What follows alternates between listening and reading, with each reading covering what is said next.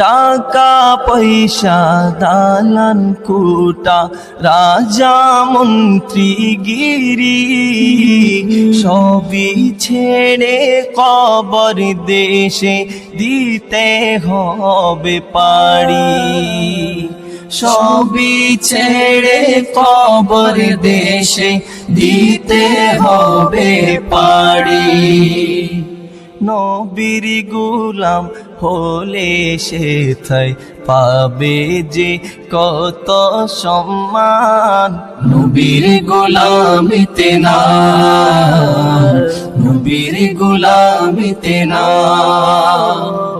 নবীর গোলামিতে নাম